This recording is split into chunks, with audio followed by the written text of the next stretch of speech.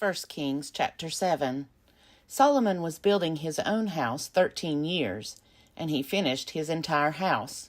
He built the house of the forest of the Lebanon 100 cubits long, 50 cubits wide, and 30 cubits high, built on 4 rows of cedar pillars, with cedar beams on the pillars. It was roofed with cedar on the 45 rafters, 15 in each row, which were on the pillars. There were window frames in the 3 rows, facing each other in the 3 rows.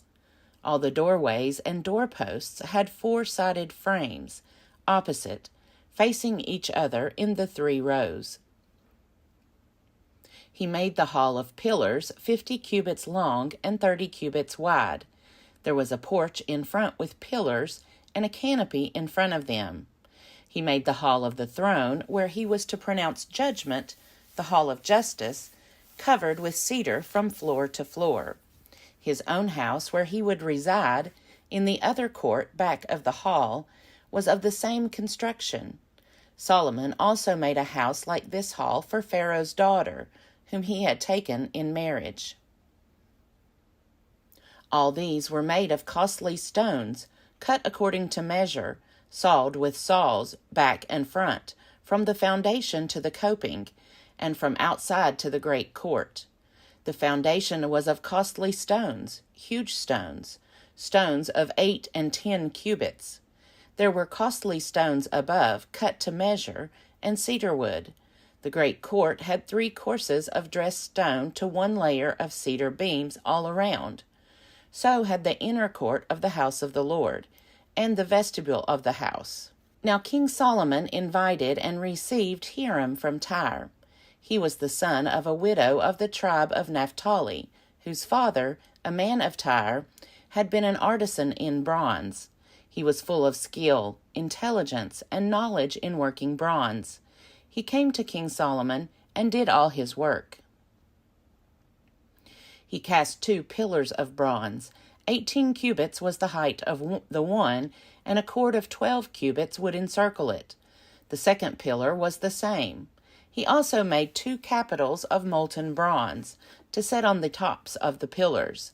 The height of the one capital was 5 cubits, and the height of the other capital was 5 cubits. There were nets of checker work with wreaths of chain work for the capitals on the tops of the pillars, 7 for the one capital and 7 for the other capital. He made the columns with 2 rows around each lattice work to cover the capitals that were above the pomegranates. He did the same with the other capital. Now the capitals that were on the tops of the pillars in the vestibule were of lily work, 4 cubits high. The capitals were on the 2 pillars and also above the rounded projection that was beside the lattice work. There were 200 pomegranates in rows all around, and so with the other capital. He set up the pillars at the vestibule of the temple. He set up the pillar on the south and called it Jachin, and he set up the pillar on the north and called it Boaz. On the tops of the pillars was lily work. Thus the work of the pillars was finished. Then he made the molten sea. It was round, 10 cubits from brim to brim, and 5 cubits high. A line of 30 cubits would encircle it completely. Under its brim were panels all around it, each of 10 cubits, surrounding the sea. There were 2 rows of panels, cast when it was cast. It stood on 12 oxen, 3 facing north, 3 facing west, 3 facing south, and 3 facing east. The sea was set on them. The hindquarters of each were toward the inside. Its thickness was a handbreadth. Its brim was made like the brim of a cup, like the flower of a lily. It held 2,000 baths. He also made the 10 stands of bronze. Each stand was 4 cubits long, 4 cubits wide, and 3 cubits high. This was the construction of the stands. They had borders. The borders were within the frames. On the borders that were set in the frames were lions, oxen, and cherubim. On the frames, both above and below the lions and oxen, there were wreaths of beveled work. Each stand had 4 bronze wheels and axles of bronze. At the 4 corners were supports for a basin. The supports were cast with wreaths at the side of each. Its opening was within the crown, whose height was 1 cubit. Its opening was round, as a pedestal is made. It was 1.5 cubits wide. At its opening there were carvings. Its borders were 4-sided, not round. The 4 wheels were underneath the borders. The axles of the wheels were in the stands, and the height of a wheel was 1.5 cubits. The wheels were made like a chariot wheel. Their axles, their rims, their spokes, and their hubs were all cast. There were 4 supports at the 4 corners of each stand. The supports were of one piece with the stands. On the top of the stand there was a round band 0.5 cubits high. On the top of the stand, its stays and its borders were of one piece with it. On the surfaces of its stays and on its borders he carved cherubim, lions, and palm trees, where each had space, with wreaths all around. In this way he made the 10 stands. All of them were cast alike, with the same size and the same form. He made 10 basins of bronze. Each basin held 40 baths. Each basin measured 4 cubits. There was a basin for each of the 10 stands. He set 5 of the stands on the south side of the house, and 5 on the north side of the house. He set the sea on the southeast corner of the house. Hiram also made the pots, the shovels, and the basins. So Hiram finished all the work that he did for King Solomon on the house of the Lord. The 2 pillars, the 2 bowls of the capitals that were on the tops of the pillars, the 2 lattice works to cover the 2 bowls of the capitals that were on the tops of the pillars, the 400 pomegranates for the 2 lattice works, 2 rows of pomegranates for each lattice work, to cover the 2 bowls of the capitals that were on the pillars, the 10 stands, the 10 basins on the stands, the 1 sea, and the 12 oxen underneath the sea. The pots, the shovels, and the basins, all these vessels that Hiram made for King Solomon for the house of the Lord, were of burnished bronze. In the plain of the Jordan the king cast them, in the clay ground between Succoth and Zarethan.